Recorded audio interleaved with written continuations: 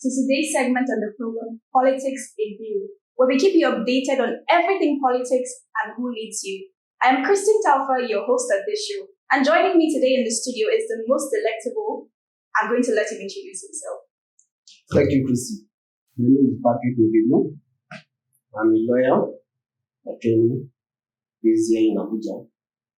I'm also the convener of Patrick Negedu Initiative for Social Justice. We are interested in advocacy and issues of Nigeria. It's so lovely to have you join us here today. Thank you very much. As we know, elections are just by the corner, and this has sparked up a lot of interesting conversations, one of which we're going to have today.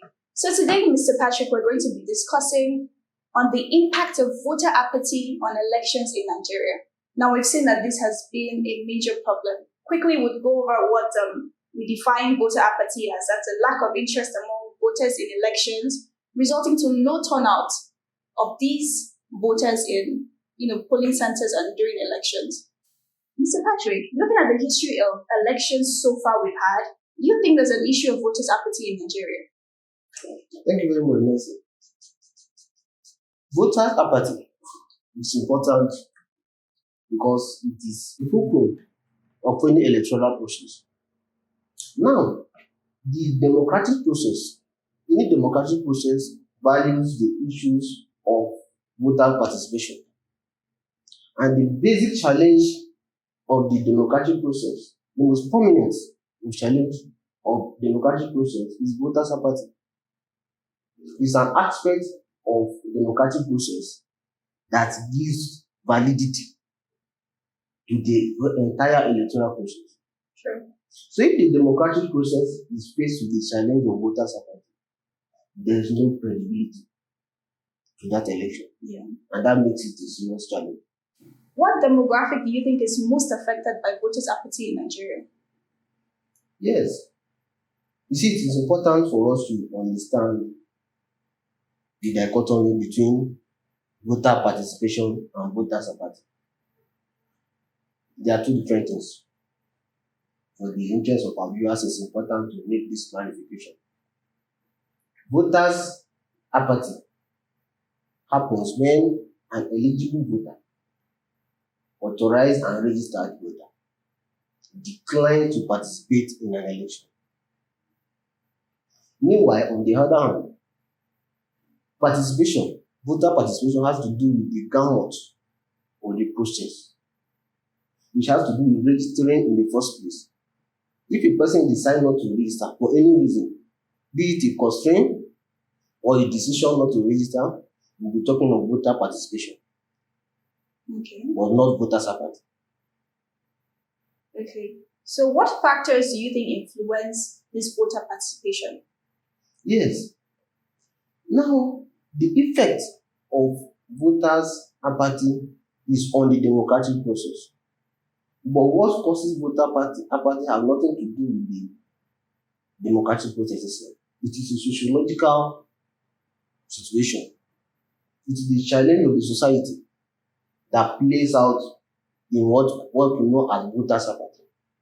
When people are not confident in the result of the election, when people do not believe that the electoral umpire is competent and unbiased, when people believe that there are constraints for them to participate in an election, and there are security challenges, where we've seen in the past where people go to polling centers to cast their votes, and then there's disruption, people lose their life. We count numerous cases like that. So when things happen like that, it constitutes the problem. Okay. How do you think the media and the electoral bodies can influence voter participation? Because we've seen there's a lot of frenzy on social media, and there's a lot of people talking about voting this time. A lot of people are seemingly refusing to not be involved in the election, the upcoming elections. So, how do you think that the media and the electoral bodies are playing a part in influencing people to participate in these upcoming elections? Yes, the media plays a prominent role when it comes to voters' participation. In that it is the only channel, we call them the third estate of the land. It is the only channel whereby people get to hear their view. And if the media is not up and doing in this aspect, it becomes a problem. Now, the media has specifically has the tool to bring people in by delivering the orientation and the message of the government to the people. Without the media, people cannot get to know what it is, how important it is for them to participate in the electoral process. But thank God we have several channels these days.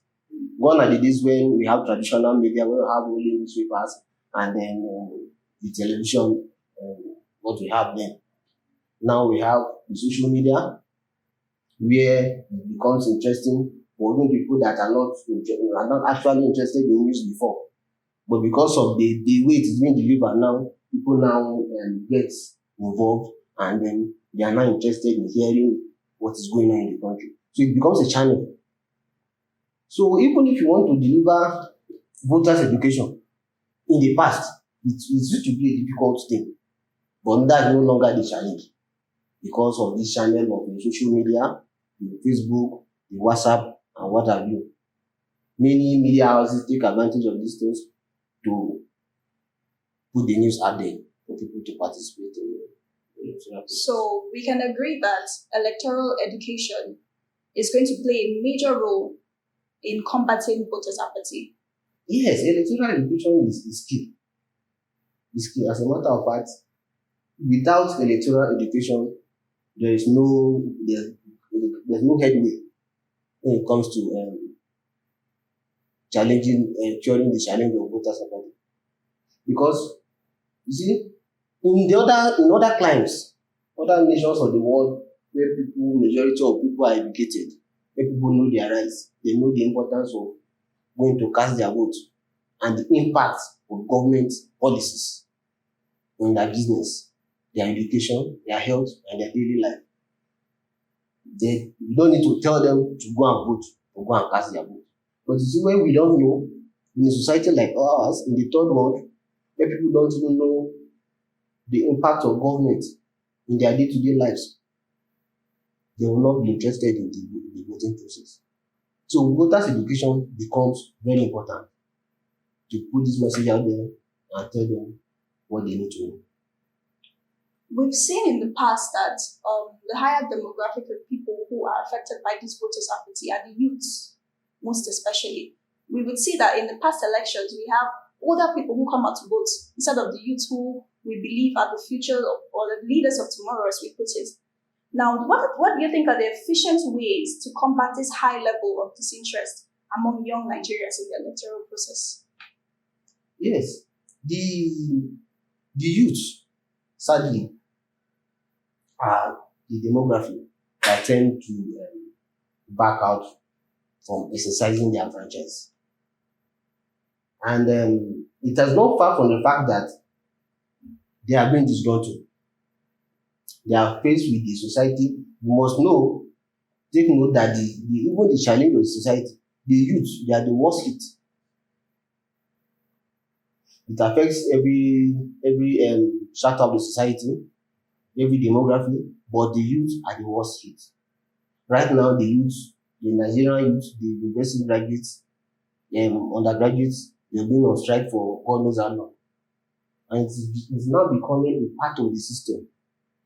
And this is only an aspect of the challenge that the Nigerian youth face.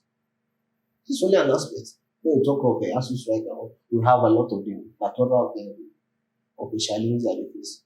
So if they feel that it's the system that is not working and they don't have confidence in this system, and then it's a kind of what I see it even more as a protest.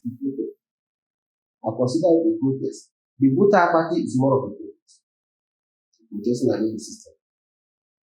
Thank you so much, Mr. Patrick, for your contributions. We're going on a short break and we'll be right back. Don't go anywhere.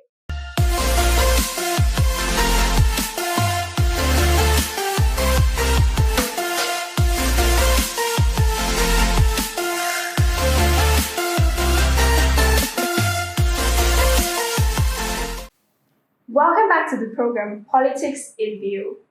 We've been discussing the impacts of voter apathy on elections in Nigeria. Mr. Patrick, INEC has recorded over 6.8 million new voters registered. It appears there's been a surge in registrations, among young Nigerians during this election. What do you think can be the reason for this surge? Yes, actually, in the past, we used to have a history of for every electoral cycle, there used to be an increase in voters registration. But I think that of this very cycle is quite enormous.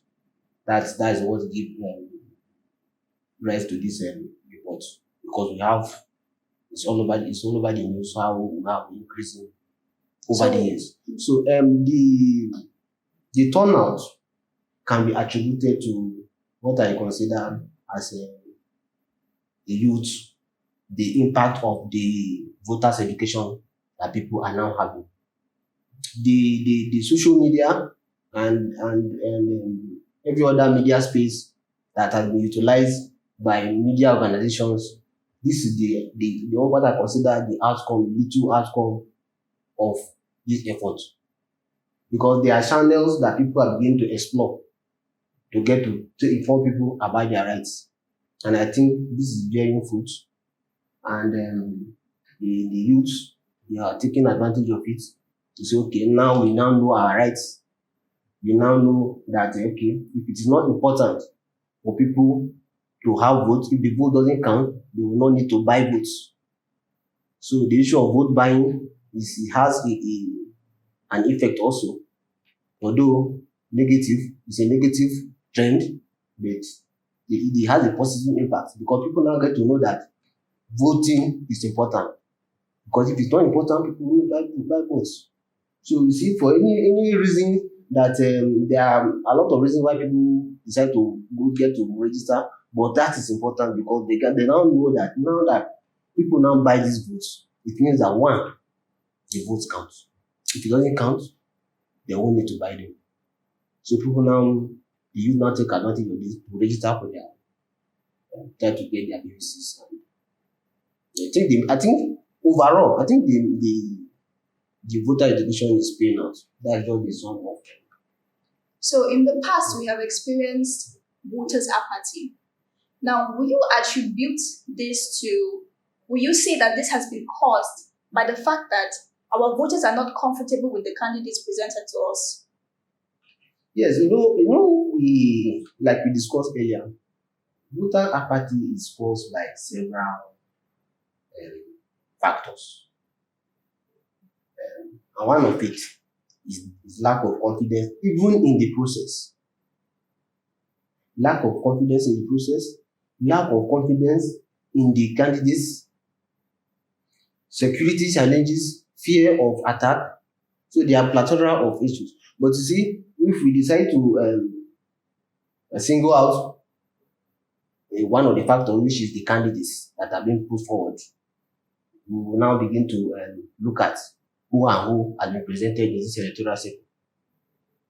If there are no differences as to what we have before, the candidates that have come forward before, then it will not be right for us to say that the candidates influence the voter turnout, except there is a different class of candidates in this election. I think that question should be left for Nigerians to say if there are different class of candidates from what we have before. The power is in your PVC. Go get your PVC. Let's vote. Good governance. The response to the future call is your PVC. Your PVC, your power.